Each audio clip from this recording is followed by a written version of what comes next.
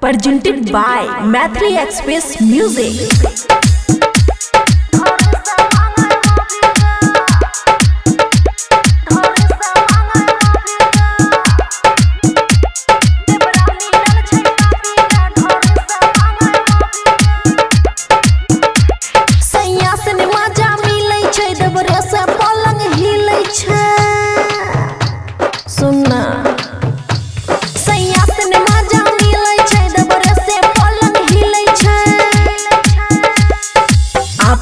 बिछौना पर तलै छै कोरा में चापी गे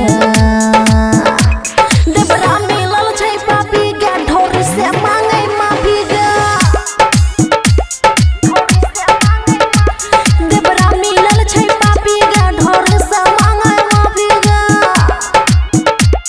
खुशी रिकॉर्डिंग स्टूडियो बलुआहा। डीजे गुड मधुबनी ढोर से मांगे माफी गे ढोर से मांगे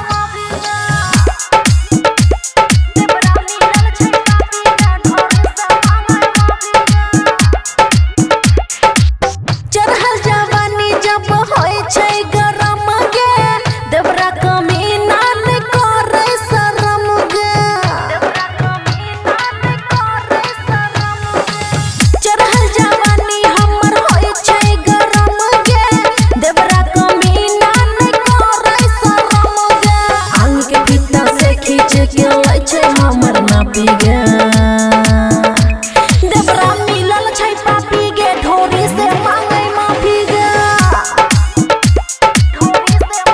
हे गे देवरा मिलल छै पापी गे ढोरी से मांगे माफी गे।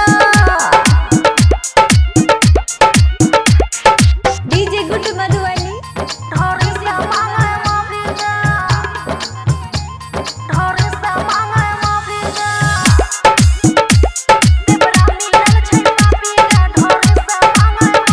खुशी रिकॉर्डिंग स्टूडियो बलुआहा। बबुआ राहुल भर मन प्यार करे सैया अमन नाही एको बेर चढ़े सैया अमन नाही एको बेर चढ़े। हां हां बबुआ राहुल भर मन प्यार करे सैया अमन नाही एको बेर चढ़े। सब उपाया के खुशी गेलै अब थाकी गे देवरा मिलल छै पापी गे ढोरी से मांगे माफी गे ढोरी से मांगे माफी देवरा मिलल छै पापी गे ढोरी से मांगे माफी गे।